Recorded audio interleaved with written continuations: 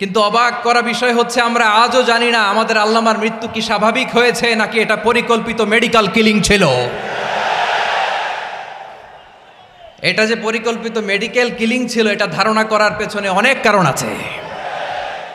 তিনি আধিপত্যবাদের বিরুদ্ধে সোচ্চার ছিলেন, ফ্যাসিবাদের বিরুদ্ধে সোচ্চার ছিলেন, রাজনৈতিক প্রতিহিংসার শিকার ছিলেন।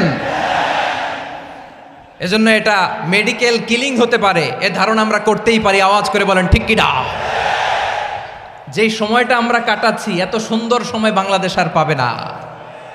আমাদের জন্মের পর থেকে এরকম চমৎকার সময় আমরা পাই নাই। এটাই আসল সময়।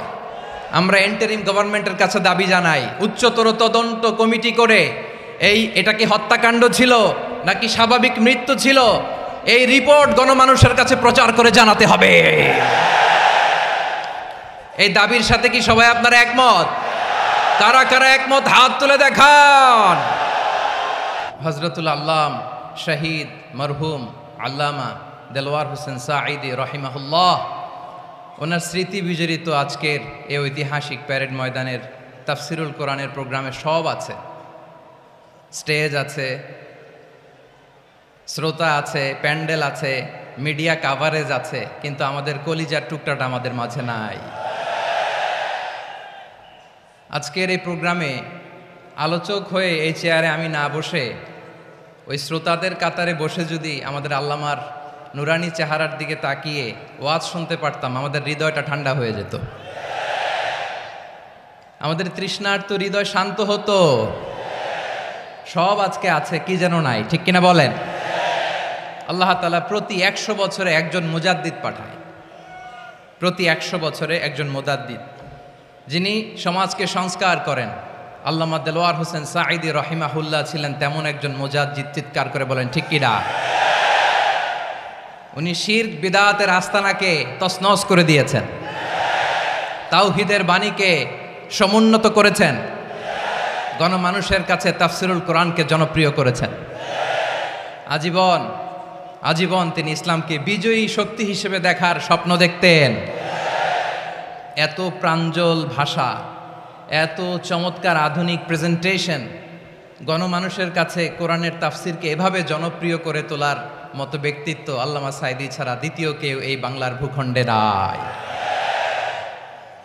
এই যে তাফসিরুল কোরআন, এই যে টার্মিনোলজি, এই টার্মটাই উনি আসলে জনপ্রিয় করেছেন। আমরা আগে জানতাম না যে এভাবে তাফসির করা যায়, এভাবে scientific indications of the Holi কোরআনকে মানুষের কাছে পেশ করা যায়, এভাবে এত জীবন ঘনিষ্ঠ করে, এত ইন্টারেক্টিভ করে কোরআনের কথাগুলো মানুষের কাছে উপস্থাপন করা যায়। উনি অন্যায়ের বিরুদ্ধে সবসময় সোচ্চার ছিলেন, প্রতিবাদী কণ্ঠস্বর ছিলেন। ওনার আলোচনা শুনলে দেহের রক্ত টকবক করে ফুটতে থাকতো।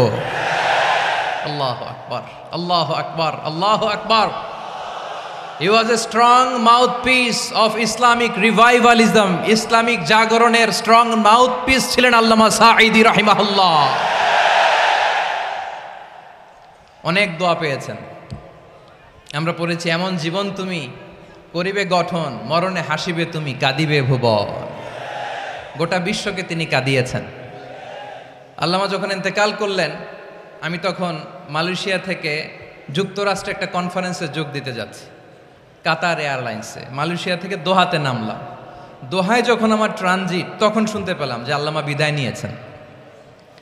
সোশ্যাল মিডিয়ায় শুনে বিশ্বাস করতে পারলাম না। মুহূর্তের মধ্যেই মাসুদ সাঈদী ভাইকে মেসেজ করলাম, উনি কোনো উত্তর দিতে পারলেন না। মাসুদ ভাইয়ের সাথে যখন কোলাকুলি করি, আমাদের শামীম ভাইয়ের সাথে যখন কোলাকুলি করি, মনে হচ্ছে আল্লামা সাঈদীর ঘ্রাণ পাই।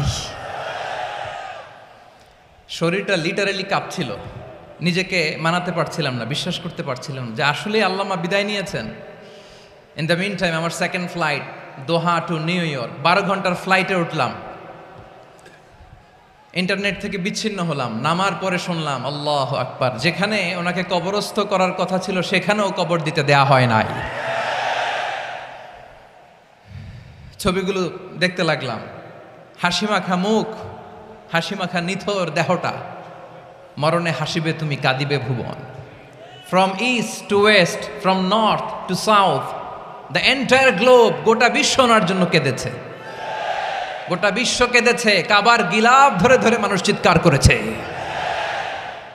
এর চেয়ে শ্রেষ্ঠ মৃত্যুকার হতে পারে?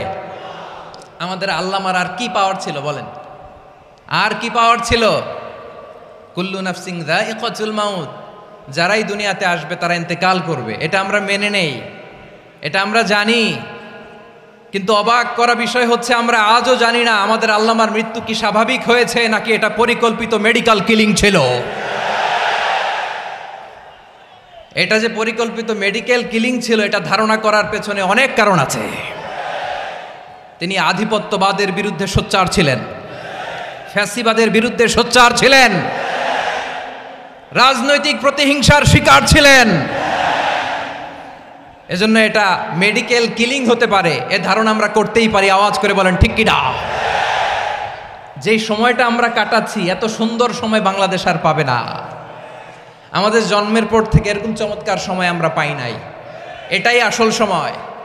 আমরা ইন্টারিম গভর্নমেন্টের কাছে দাবি জানাই, উচ্চতর তদন্ত কমিটি করে এটা কি হত্যাকাণ্ড ছিল নাকি স্বাভাবিক মৃত্যু ছিল, এই রিপোর্ট গণমানুষের কাছে প্রচার করে জানাতে হবে। এই দাবির সাথে কি সবাই আপনারা একমত? কারা কারা একমত হাত তুলে দেখান।